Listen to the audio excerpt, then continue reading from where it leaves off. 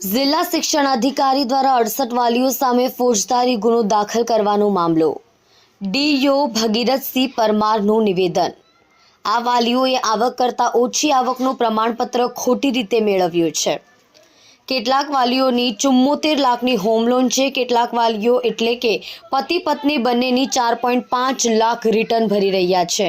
અન્ય 32 વિદ્યાર્થીઓના વાલીઓને આજે બોલાવવામાં આવ્યા છે. વાલીઓને આજે સાંભળવામાં આવશે. જરૂર જણાશે તો એ વાલીઓ સામે પણ ફોજદારી દાખલ કરવા સૂચના અપાશે.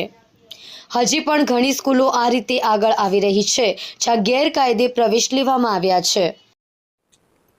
આરટી અંતર્ગત ખાનગી શાળાની અંદર 25% પ્રવેશ આપવા માટેની જે જોગવાઈ છે, જે અંતર્ગત જે વાલીઓએ આવકના ખોટા પુરાવા રજૂ કરી અને પ્રવેશ મેળવેલ છે, તે વાલી વિરુદ્ધમાં પોલીસ ફરિયાદ દાખલ કરવા માટે શાળાના આચાર્યને અધિકૃત કરવામાં આવ્યા છે. હાલ 100 જેટલા એડમિશન કચેરી દ્વારા રદ કરવામાં આવ્યા છે.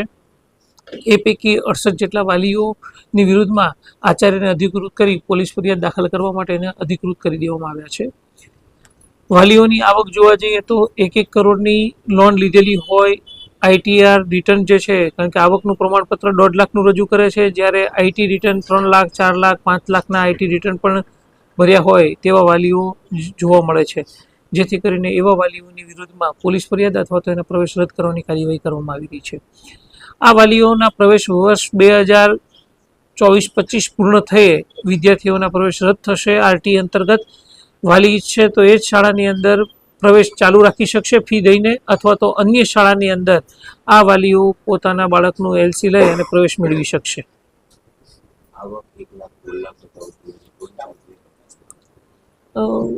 એ વાત કરીએ પ્રમાણે કે આવક 1,50,000 કરતાં વધુ હોય, પરંતુ આવકનું પ્રમાણપત્ર ખોટું રજૂ કર્યું હોય અથવા તો મામલતદાર પાસેથી ખોટું મેળવી અને આ લાભ લીધો હોય તેવા વાલીઓની વિરુદ્ધમાં પોલીસ ફરિયાદ દાખલ કરવા માટેની સૂચના આપવામાં આવી છે.